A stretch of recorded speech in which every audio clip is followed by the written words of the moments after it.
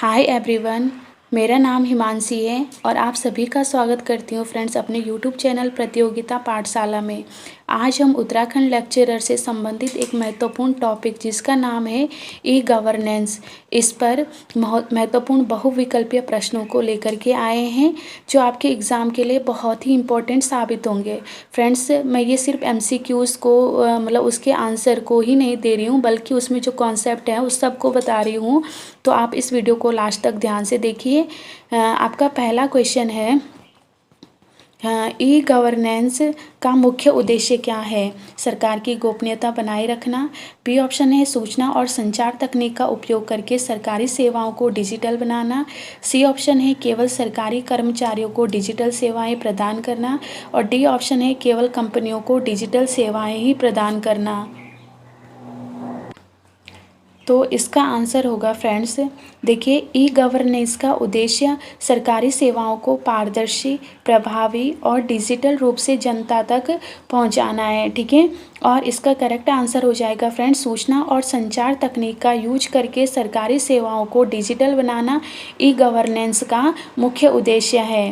Question number 2 की ओर बढ़ते हैं फ्रेंड्स। क्वेश्चन नंबर 2 है, भारत में ई गवर्नेंस को बढ़ावा देने के लिए कौन सा मिशन शुरू किया गया?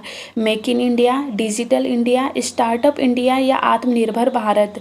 तो ई गवर्नेंस को बढ़ावा देने के लिए पूछा है, तो भारत में ई गवर्नेंस को बढ़ावा देने के लिए डिजिटल इंडिया मिशन कार्यक्रम शुरू किया गया, जिसका उद्देश्य देश को डिजिटल रूप से सशक्त बनाना है। ठीक है फ्रेंड्स, तो आंसर ऑप्शन बी आपका सही हो जाएगा।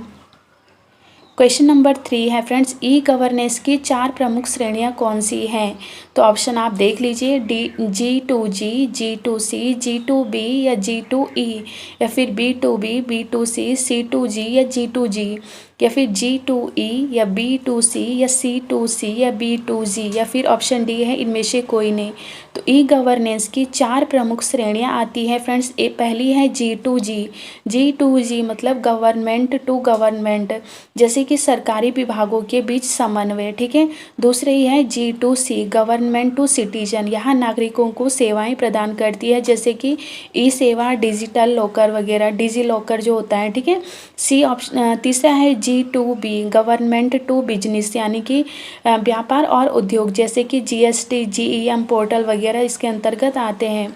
फिर है G2E, गवर्नमेंट टू एम्प्लॉय, इसमें सरकारी कर्मचारियों के लिए सेवाएं रहती है। ठीक है, तो आपका करेक्ट आंसर होगा ई गवर्नेंस की 4 प्रमुख श्रेणियां हैं, option A G2G, G2C, G2B, G2E।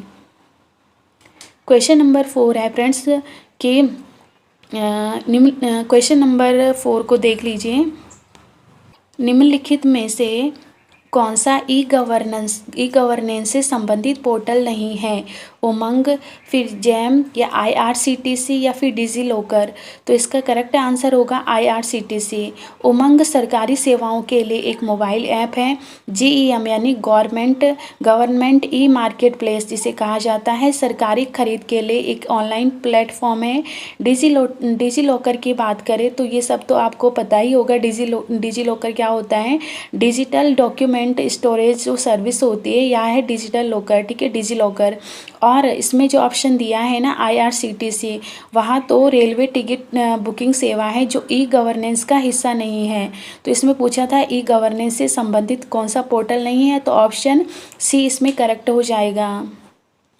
Next question है, ई गवर्नेंस का सबसे बड़ा लाभ क्या है? सरकारी सेवाओं में पारदर्शिता और जवाबदेही। बी ऑप्शन है सरकारी सेवाओं को केवल ऑनलाइन उपलब्ध कराना। सी ऑप्शन है कागज़ के डॉक्यूमेंट खत्म करना। और डी ऑप्शन है केवल सरकारी अधिकारियों के लिए लाभकारी बनना। तो ई गवर्नेंस का सबसे बड़ा लाभ क्या होता है फ्रेंड्स? देखिए, ई गवर्नेंस से सरकारी कार्य जो होते हैं पारदर्शी होते हैं, जिससे कि भ्रष्टाचार कम होता है और सेवाएं अधिक प्रभावी बनती हैं। ठीक है, तो सरकारी सेवाओं में पारदर्शिता और जवाबदेही ई गवर्नेंस का सबसे बड़ा लाभ है। नेक्स्ट क्वेश्चन की ओर बढ़ते हैं, राष्ट्रीय ई गवर्नेंस योजना का मुख्य उद्देश्य क्या था? सभी सरकारी सेवाओं को डिजिटलीकरण करना। बी ऑप्शन है सरकारी कर्मचारियों के वेतन को डिजिटल करना। सी ऑप्शन है केवल ग्राम पंचायतों को डिजिटल बनाना। और डी ऑप्शन है केवल बड़े शहरों में ई गवर्नेंस लागू करना। तो राष्ट्रीय ई गवर्नेंस योजना, जिसे कि NEGP कहा जाता है, इसका उद्देश्य सरकारी सेवाओं को ऑनलाइन उपलब्ध कराना था, यानी कि सभी सरकारी सेवाओं को डिजिटलकरण करना इसका उद्देश्य है। ऑप्शन ए इसमें करेक्ट हो जाएगा। नेक्स्ट क्वेश्चन है, डिजी लॉकर का उपयोग किसके लिए किया जाता है? ऑनलाइन गेम खेलने के लिए, डिजिटल दस्तावेज को सुरक्षित रखने के लिए, या फिर सरकारी अधिकारियों की पहचान के लिए, या फिर ऑनलाइन बैंकिंग के लिए।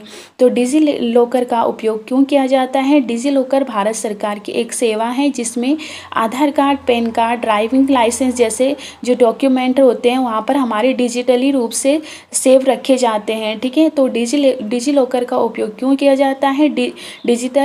डिजिटल दस्तावेज सुरक्षित करने के लिए, ठीक है, रखने के लिए। नेक्स्ट क्वेश्चन है फ्रेंड्स, भारत सरकार द्वारा डिजिटल भुगतान को बढ़ावा देने के लिए कौन सा ऐप लॉन्च किया गया था? इनमें से जो ऑप्शन में दिए गए हैं, IRCTC, भीम ऐप, या आरोग्य सेतु ऐप, या EHRMS। तो भीम ऐप जो है फ्रेंड्स, जिसका फुल फॉर्म है भारत इंटरफेस फॉर मनी, इसका यह डिजिटल पेमेंट को बढ़ावा देने के लिए लॉन्च किया गया था। ठीक है, नेक्स्ट क्वेश्चन है, उत्तराखंड में ई गवर्नेंस को बढ़ावा देने के लिए कौन सा पोर्टल शुरू किया गया है? ई स्कॉलरशिप उत्तराखंड, उत्तराखंड ई डिस्ट्रिक्ट पोर्टल, या फिर उत्तराखंड UK माई गवर्नमेंट, या फिर उपरोक्त सभी। तो इसका आंसर होगा फ्रेंड्स उपरोक्त सभी। ई स्कॉलरशिप उत्तराखंड छात्रों के लिए ऑनलाइन छात्रवृत्ति आवेदन और अन्य कागज इसमें बनवाए जाते हैं। उत्तराखंड ई स्कॉलरशिप की बात करें तो यहाँ छात्रों के लिए ऑनलाइन छात्रवृत्ति आवेदन से संबंधित है। उत्तराखंड ई डिस्ट्रिक्ट पोर्टल की बात करें तो इसमें प्रमाण पत्र, निवास पत्र जैसी सेवाओं के लिए हैं। और UK माई गवर्नमेंट जो पोर्टल है वहाँ नागरिकों को सरकारी योजनाओं में भाग लेने का अवसर देता है। ठीक है फ्रेंड्स, अब नेक्स्ट क्वेश्चन की ओर बढ़ते हैं। नेक्स्ट क्वेश्चन है, ई गवर्नेंस के प्रभावी कार्यान्वयन के लिए सबसे आवश्यक घटक मतलब इनमें से कौन सा है? इंटरनेट कनेक्टिविटी, बी ऑप्शन है केवल सरकारी अधिकारियों की भागीदारी, सी ऑप्शन है अधिक से अधिक कागजी दस्तावेजों का उपयोग, और डी ऑप्शन है नागरिकों की कम भागीदारी। तो ई गवर्नेंस के प्रभावी कार्यान्वयन के लिए सबसे आवश्यक घटक हैं इंटरनेट कनेक्टिविटी। इन ऑप्शन के हिसाब से, चारों ऑप्शन के हिसाब से कौन सा सबसे आवश्यक घटक है?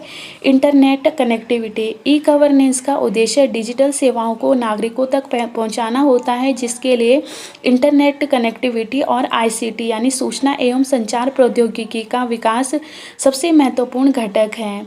नेक्स्ट क्वेश्चन है, ई गवर्नेंस के तहत कौन सा पोर्टल सरकारी भर्ती प्रक्रिया को पारदर्शी और डिजिटल बनाने के लिए शुरू किया गया है? EHRMS, या फिर GEM, या फिर उमंग, या फिर डिजी लॉकर। तो EHRMS जिसकी फुल फॉर्म है electronic human resource management system, यहाँ सरकारी कर्मचारियों की भर्ती, सेवा रिकॉर्ड यानी सर्विस रिकॉर्ड, वेतन और पदोन्नति जैसे प्रशासनिक कार्यों को डिजिटल रूप से संचालित करने के लिए विकसित किया गया है। तो ऑप्शन ए इसमें सही होगा। ई गवर्नेंस के तहत EHRMS पोर्टल सरकारी भर्ती प्रक्रिया को पारदर्शी और डिजिटल बनाने के लिए शुरू किया गया है। अगर आपको यह वीडियो पसंद आया हो तो लाइक करें, कमेंट करें और ज़्यादा से ज़्यादा इस वीडियो को शेयर करें। चैनल को सब्सक्राइब करना ना भूलें ताकि आपको ऐसे ही इम्पोर्टेंट MCQs और स्टडी मटेरियल मिलते रहें। मिलते हैं फ्रेंड्स अगली वीडियो में।